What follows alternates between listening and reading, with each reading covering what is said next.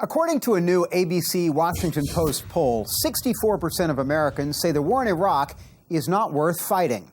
But while opposition is at an all-time high, young people are still enlisting to play their part in the conflict. So who's signing on now and why? We decided to find out. Welcome to Edmonson County, Kentucky. There's 0 stoplights in Edmonson County. Our tour guide is Dustin, and by the time you see this, he'll be at boot camp.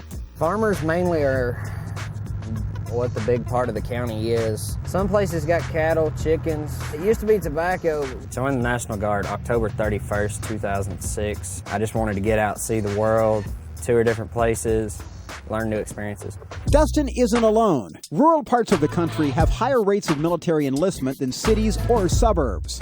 Last year, Edmonson County had the highest rate of people joining the Army in the entire country. I personally feel like a lot of them go into it to get money for college. I think that's a big draw for our students. Most of their parents have not been to college, have not graduated from college. We try to expose them to that so that hoping they will overcome that home life. I've sworn into the Army Reserves and I'm going to be an operating room specialist. Dennis wants to be an orthopedic surgeon. That's at least 8 years of school he can't afford. I wouldn't be able to study what I want to study. There's no way.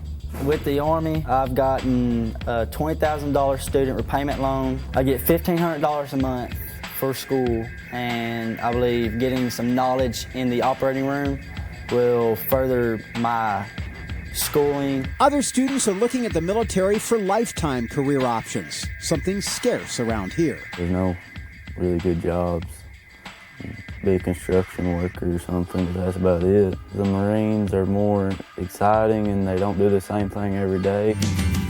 There's also the excitement of seeing the world outside of Edmonson County. The town I live in is little and it's mostly country. And everybody knows everybody. It's mainly a bunch of white people. So I figured if I go to the Marines, I could start meeting other cultures and stuff, and get more influence and see how everybody else lives like. This county's great, but I mean, you got to get out and adventure. You got to get out and travel. I haven't been outside the 5-state radius of Tennessee and Kentucky.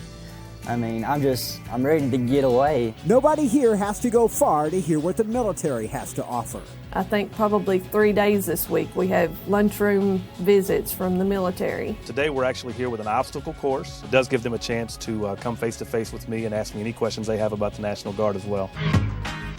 Here in Edmonson County, we get probably more than the average that are interested in joining the military. Sometimes they want to just get out of this county and maybe go experience life a little bit more. On the other hand, to join the part-time services, they can join those and kind of go off part-time and come back and still be close to their family.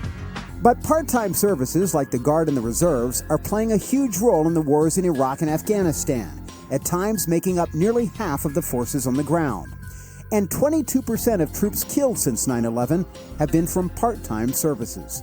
That's up from 10% during Vietnam. My recruiters told me that I have a 50-50 chance of seeing action in a war my freshman year of college. And if I see it, I do.